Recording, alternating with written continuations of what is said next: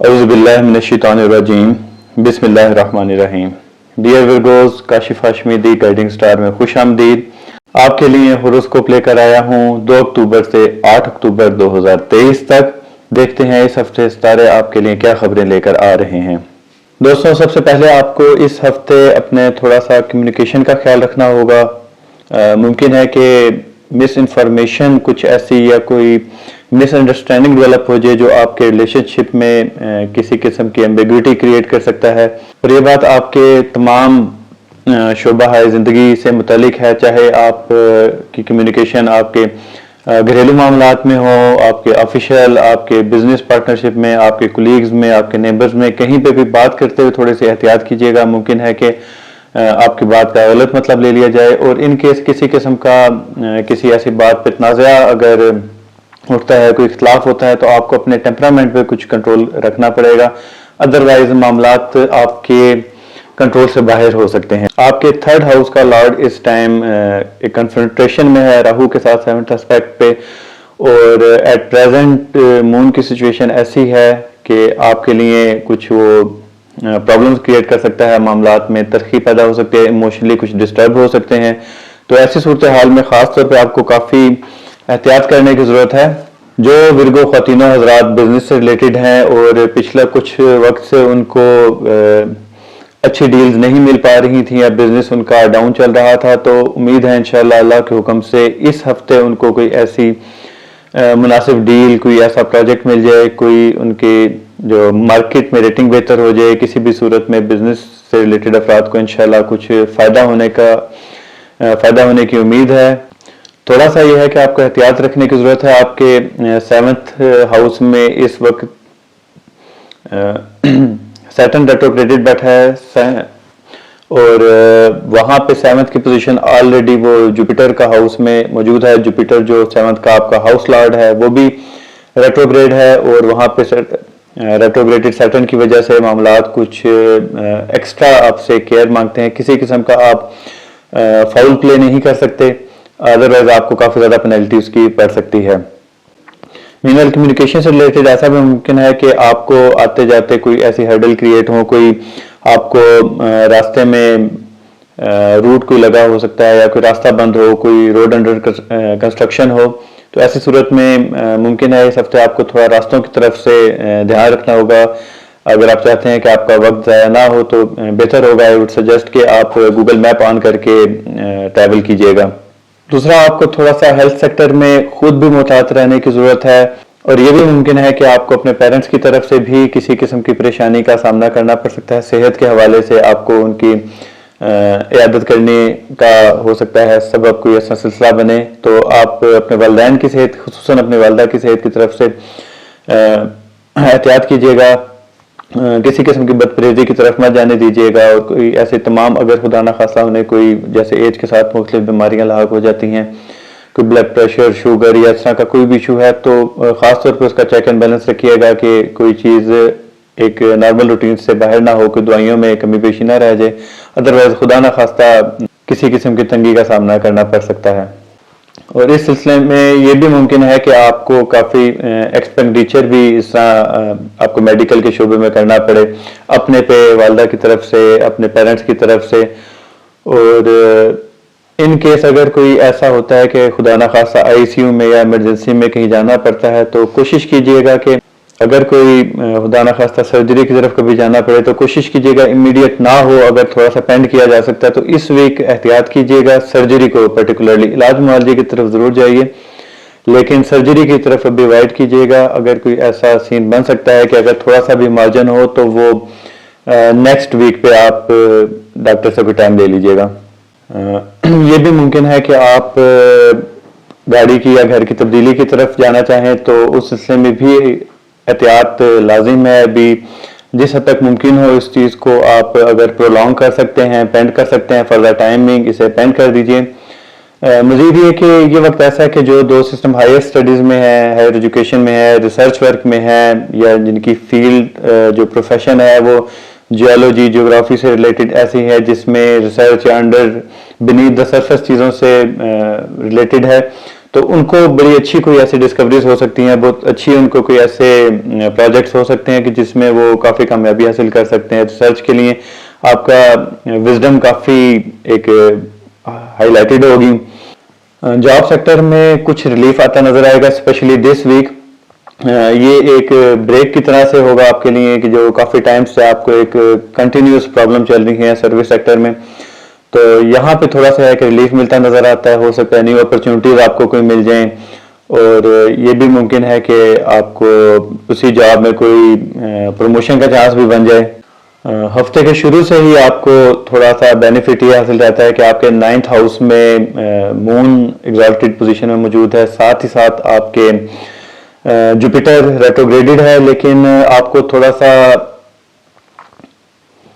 Jupiter रेट्रोग्रेडेड Jupiter का मैंने अपने एक प्रोफेशनल एक्सपीरियंस में ये ऑब्जर्व किया है अक्सर लोगों के बारे चार्ट करते हुए कि जब जुपिटर रेट्रोग्रेड होता है तो वैसे तो जुपिटर एक ऑल टाइम बेनिफैक्टर किस्म का प्लैनेट है, उसके पॉजिटिव ट्रेट्स ज़्यादा हैं, आप पॉजिटिव फीलिंग देता है, एनर्जी देता है। नेगेटिव ये बहुत कम केसेस में ऐसा नजर आया कि जुपिटर का कोई नेगेटिव इम्पैक्ट हो रहा हो। ये मुमकिन है जुपिटर के कमज़ोर होने से या अच्छी प्लेसमेंट पे ना होने से वो बेनिफिट जो अदरवाइज दूसरे लोगों को मिल रहे होते हैं जुपिटर स्ट्रांग होने की वजह से या जुपिटर की अच्छी प्लेसमेंट की वजह से वो ना मिल पा रहे हों।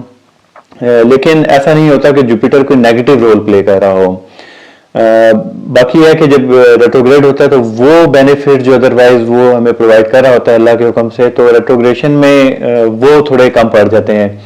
लेकिन मैंने ये चीज़ ऑब्जर्व की है कि जब जुपिटर रेट्रोग्रेड होता है तो फोकस इंसान का मजहब की तरफ बहुत ज़्यादा होता है, और अगर बर्थ चार्ट में जुपिटर रेट्रोग्रेडेड हो वहाँ पे ख़ास तौर पे ऐसा होता है कि इंसान अपने जो एक ऑलरेडी सेट ऑफ बिलीव्स होता है उसको भी रिव्यू करता है। मजहब के बारे में इंसान बहुत सीरियस होता है, उसकी अप्रोच ऐसी होती है, वो एनालिसिस करता है, हर चीज़ को थोड़ा स्केप्टिक होता है। ब्लाइंड फेथ इतना नहीं होता जैसे आम लोगों में होता है, वो हर चीज़ को आजमा के अपनाना चाहते हैं ऐसे लोग।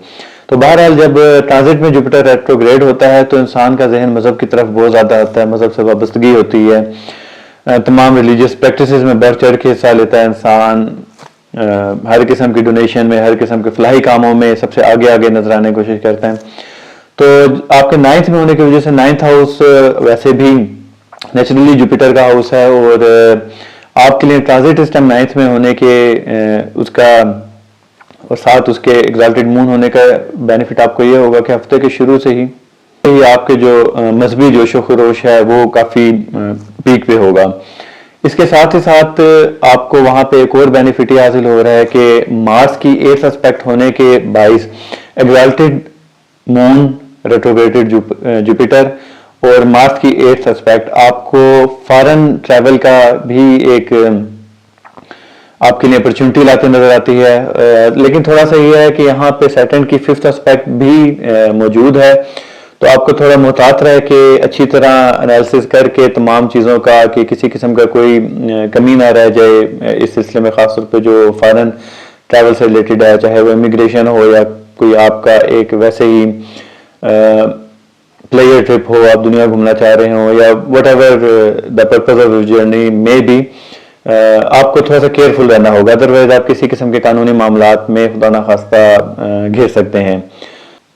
साथ ही साथ आपका जो रूलिंग प्लैनेट है वो भी इस टाइम एग्जॉल्टेड पोजीशन में है। वेडनेसडे को 5th ऑफ अक्टूबर मरकरी भी ट्रांजिट कर जाएगा लिब्रा में, तो आपके सेकंड हाउस में, तो वहां से आपके जो फाइनेंशियल एक सिस्टम है उसको भी इस वीक में आपको काफ़ी रिलीफ मिलता नजर आता है, कोई नई अपॉर्चुनिटीज मिल सकती हैं। लेकिन आपको इन केस कोई बेनिफिट होते हैं या कोई अपॉर्चुनिटी मिलती नजर आती है तो उसमें आप देर मत कीजिएगा, एज सुन एज पॉसिबल उसको अवेल करने की कोशिश कीजिएगा, क्योंकि right from the next week when Venus is going to be debilitated in Virgo in your ascendant, तो आपको उसके काफ़ी ज़्यादा नुकसानात खुदा न खास्ता हो सकते हैं। एक तो ये कि वीनस आपके असेंडेंट में डेबिलिटेटेड होगा, कमज़ोर होगा, तो उससे आपके फाइनेंशियल मामलात ना सिर्फ थोड़े से स्ट्रेस का शिकार होंगे, थोड़े से डावाडोल हो सकते हैं, साथ ही साथ उसमें यह भी है कि इस टाइम वीनस के हाउसेज में आपके बहुत ज़्यादा जो फोकस ऑफ एक्टिविटी है, आपके सेकंड हाउस में लिब्रा में यहाँ पे ऑलरेडी सन डिप्लीटेटेड मौजूद है, लेकिन वीनस का लियो में होने की वजह से उसके इफेक्ट्स आप पे कुछ कम थे। अब जबकि वीनस भी डिप्लीटेशन में आ जाएगा तो सन की वीकनेस जो है वो मल्टीप्लाई हो जाएगी। साथ ही साथ वहाँ पे मार्स मौजूद है और केतु मौजूद है, केतु और राहु की एस्पेक्ट भी है, तो काफ़ी ज़्यादा वहाँ पे ऑलरेडी आप फाइनेंशियल मामलात में घिरे हुए होंगे। मैं से क्राइसिस तो नहीं कहूँगा, लेकिन मुमकिन है कि थोड़ा सा आप बहुत ज़्यादा कैलकुलेटिव हो के इस टाइम अपना सिस्टम चला रहे हों और उसमें किसी किस्म के जो है फाउल प्ले का आपको मौका नहीं है। और जैसे ही वीनस वहाँ पे डिप्लीटेटेड होता है तो आपके लिए ना सिर्फ सन कमज़ोर होगा, मार्स कमज़ोर होगा और नेक्स्ट वीक और साथ ही मरकरी भी 5 तारीख को लिब्रा में चला जाएगा, तो मरकरी की भी स्ट्रेंथ कमज़ोर हो जाएगी। तो ये सारे जो प्लैनेट्स अभी आपको एक एक्स्ट्रा एनर्जी फ्यूलिंग दे रहे हैं, ये काफ़ी कमज़ोर पड़ जाएंगे। और वीनस का आपके असेंडेंट में डिप्लीटेशन की वजह से लोगों में भी आपकी मकबूलियत कम होने का अंदेशा है।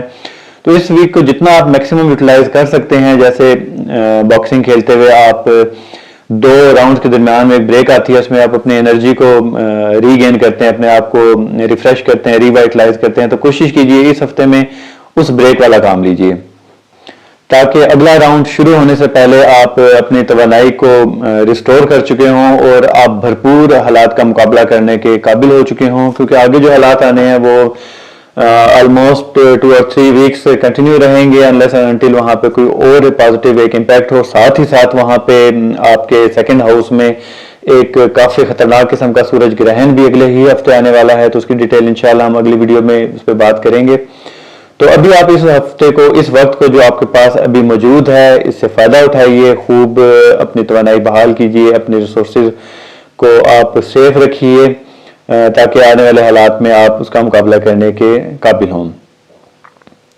तो दोस्तों, ये था इस हफ्ते का आपका हॉरोस्कोप। उम्मीद करता हूँ इससे आपको आपकी डिसीजन मेकिंग में कोई हेल्प आउट हो सके। तो अपनी दुआओं में मुझे ज़रूर याद रखिएगा। अपना बहुत सा ख्याल रखिएगा। अल्लाह हाफिज़।